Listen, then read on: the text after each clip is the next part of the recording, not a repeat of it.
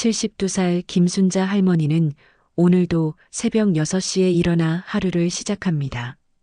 오늘은 뭘 해 먹을까? 하며 냉장고를 들여다보다가 부족한 재료들을 메모지에 적어 놓아요.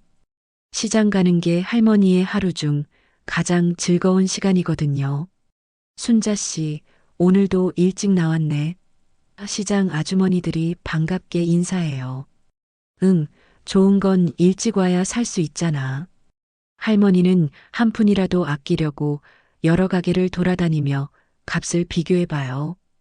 오이가 여기는 1,000원인데 저기는 800원이네. 장을 다 보고 집에 돌아온 할머니는 손주 민수를 위해 용돈을 챙겨놔요. 우리 민수 학원비며 간식비며 돈이 많이 들지.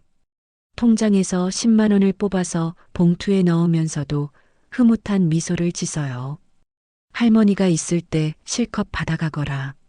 저녁에는 항상 TV 뉴스를 봅니다. 오늘도 어김없이 보이스피싱 경고 뉴스가 나왔어요. 요즘 보이스피싱 수법이 점점 교묘해지고 있어 각별한 주의가 필요합니다. 특히 고령층을 대상으로 한 사기가 급증하고 있어 할머니는 리모컨으로 채널을 돌렸어요. 에이, 나는 그런 거 안 당해. 내가 그렇게 바보도 아니고. 할머니는 자신만만했어요. 평생 어려운 일들을 겪어오면서 세상 물정을 다 안다고 생각했거든요. 그런 거에 넘어가는 사람들이 신기해. 조금만 생각해보면 사기인데. 할머니는 방 한쪽 서랍에서 통장들을 꺼내 들여다봤어요. 평생 모은 적금과 예금을 합치면 3천만 원 정도 되었어요. 이 돈으로 손주들 대학 등록금도 도와주고 내가 아플 때 병원비로도 쓰고 계획이 다 있어. 그런데 요즘 할머니를 조금 불안하게 만드는 게 있었어요. 동네 친구 영희가 며칠 전에 이상한 전화를 받았다고 했거든요. 경찰이라고 하면서 계좌가 범죄에 연루됐다고 하더라고. 나는 무시했지만 너무 실감나게 말하니까 깜짝 놀랐어.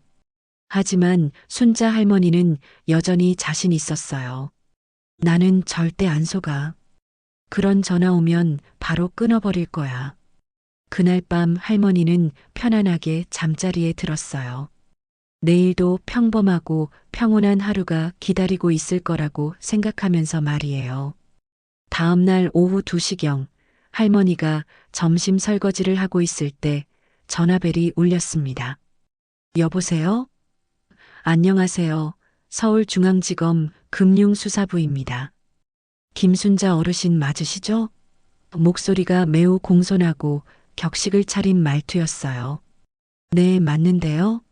할머니는 검찰청이라는 말에 긴장했어요. 어르신의 계좌가 대형 보이스피싱 사건에 연루된 것으로 확인됩니다. 지금 즉시 조치를 취하지 않으면 어르신의 전 재산이 동결될 수 있습니다. 할머니는 머리가 하얘졌어요. 저는 그런 거 한 적 없는데요. 어르신, 누군가 어르신 명의로 계좌를 개설해서 범죄에 사용했습니다. 지금 확인해 보니 어르신 계좌로 수상한 돈이 들어왔다 나갔다 하고 있어요. 그럼 어떻게 해야 해요? 할머니는 공포에 떨었어요. 지금 즉시 안전계좌로 돈을 옮기셔야 합니다. 잠깐만요. 이제 은행 직원으로 바꿔드릴게요. 잠시 후 다른 사람이 전화를 받았어요. 안녕하세요. 국민은행 금융보안팀 차장 이민호입니다. 어르신 상황이 매우 심각합니다. 지금 당장 조치를 취하지 않으면 어르신 계좌의 모든 돈이 범죄자들에게 넘어갑니다. 이민호라고 자칭하는 사람의 목소리는 매우 급했어요. 어르신, 지금 휴대폰으로 은행 앱을 설치하실 수 있나요? 할머니는 떨리는 손으로 휴대폰을 만졌어요. 그런 건 잘 못해요. 괜찮습니다. 제가 차근차근 알려드릴게요. 어르신의 소중한 재산을 지키기 위해서입니다. 목소리에 진심이 느껴져서 할머니는 점점 믿게 되었어요. 1시간 넘게 이어진 전화 통화에서 할머니는 시키는 대로 앱을 설치하고 계좌 비밀번호를 알려주고 결국 3천만 원을 모두 다른 계좌로 이체했어요. 이제 안전합니다. 내일 오전에 다시 연락드릴게요. 전화가 끊어진 후 할머니는 갑자기 불안해졌어요. 내가 뭘 한 거지? 정말 괜찮은 건가? 손이 떨려서 찻잔을 제대로 들 수 없었어요. 아니야, 검찰청에서 전화했는데 뭐가 문제겠어. 하지만 마음 한구석이 계속 불안했어요. 다음 날 아침 손주 민수가 할머니 집에 들렀어요. 할머니, 용돈 받으러 왔어요. 그런데 할머니의 표정이 이상했어요. 민수야, 할머니가 큰일 났을 수도 있어. 어제 있었던 일을 털어놓는 할머니의 목소리가 떨렸어요. 민수는 즉시 이상함을 느꼈어요. 할머니, 그거 사기예요. 검찰청이나 은행에서 그런 전화 절대 안 해요. 할머니는 얼굴이 하얘졌어요. 뭐라고? 사기라고? 네, 할머니. 지금 당장 은행 가봐야 해요. 은행에 가서 확인해 보니 정말로 3천만 원이 모두 이체되어 있었어요. 계좌 잔고는 몇천 원뿐이었어요. 은행 직원은 안타까운 표정으로 말했어요. 어르신, 이건 전형적인 보이스피싱 수법입니다. 즉시 경찰에 신고하셔야 해요. 경찰서에서 신고를 접수하면서 할머니는 더 큰 충격을 받았어요. 비슷한 피해 사례가 하루에도 수십 건씩 들어와요. 특히 어르신들이 주요 타겟이에요. 경찰관의 설명을 들으며 할머니는 자신이 얼마나 순진했는지 깨달았어요. 할머니, 괜찮아요. 할머니 잘못이 아니에요. 민수가 위로했지만 할머니는 계속 자책했어요. 내가 너무 바보 같았나? 평생 모은 돈을 어떻게 해? 눈물이 멈추지 않았어요. 경찰관이 설명했어요. 사기범들은 정말 교묘해요. 실제 기관 이름을 대고 공포심을 조성해서 판단력을 흐리게 만들어요.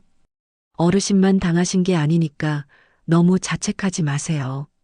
그럼 내 돈은 돌아올 수 있나요?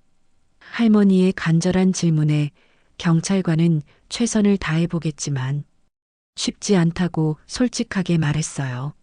하지만 요즘에는 금융당국과 협력해서 빠르게 계좌를 동결시키고 있어서 운이 좋으면 일부라도 회수할 수 있을 것 같다고 희망적인 얘기도 해줬어요. 집으로 돌아온 할머니는 텅 빈 통장을 보며 한탄했어요. 내가 이렇게 어리석을 줄이야. 하지만 민수는 할머니, 이제 그만 우시고 우리가 할 수 있는 일을 해오라며 할머니를 격려했어요. 일주일 후 기적 같은 일이 일어났습니다. 경찰에서 연락이 왔어요. 어르신, 좋은 소식이 있어요. 사기범들이 사용한 계좌를 신속하게 동결시켜서 2천만 원 정도는 회수할 수 있을 것 같습니다. 할머니는 믿을 수 없었어요. 정말요? 은행에서도 도움을 주었어요. 보이스피싱 피해자 구제 제도에 따라 일부 손실을 보상해 드릴 수 있습니다. 비록 전액은 아니었지만 그래도 큰 다행이었어요. 할머니는 눈물을 흘리며 고마워했어요. 하지만 할머니는 여기서 멈추지 않았어요. 나 같은 사람이 더 생기면 안 되겠어. 할머니는 동네 경로당에서 자신의 경험을 솔직하게 이야기하기 시작했어요. 여러분, 제가 바보 같은 일을 당했어요. 순자 씨가 그런 일을? 친구들이 놀라며 물었어요. 할머니는 부끄러워하지 않고 자세히 설명했어요. 검찰청이라고 하니까 완전히 속았어요. 여러분도 절대 그런 전화 받으면 바로 끊으세요. 할머니의 이야기는 입소문을 탔어요. 다른 동네 경로당에서도 강연 요청이 들어왔어요. 제 경험이 다른 분들에게 도움이 된다면 기꺼이 이야기하겠어요. 할머니는 자신의 실수를 숨기지 않고 당당하게 말했어요. 지역 방송국에서도 관심을 보였어요. 실제 피해자가 직접 경험담을 들려주시면 더 생생한 경각심을 줄 수 있을 것 같아요. 할머니는 방송에 출연해서 저는 똑똑하다고 생각했는데 완전히 속았어요. 여러분도 조심하세요라고 말했어요. 몇 달 후 할머니는 보이스피싱 예방 홍보대사로 활동하게 되었어요. 나 같은 피해자가 더는 생기지 않았으면 좋겠어요. 할머니의 진심 어린 호소에 많은 사람들이 감동받았어요. 민수는 할머니가 자랑스러워요. 할머니, 정말 멋있어요. 힘든 일을 당하고도 다른 사람들을 도우려고 하시니까. 할머니는 미소 지으며 대답했어요. 내 실수가 다른 사람들에게는 교훈이 되니까 의미가 있잖아. 이제 할머니는 보이스피싱 전문가가 되었어요. 새로운 수법들도 공부하고 피해 예방법도 외우고 있어요. 사기꾼들이 계속 새로운 방법을 쓰니까 우리도 계속 배워야 해. 할머니의 새로운 인생 이막이 활기차게 시작되었습니다.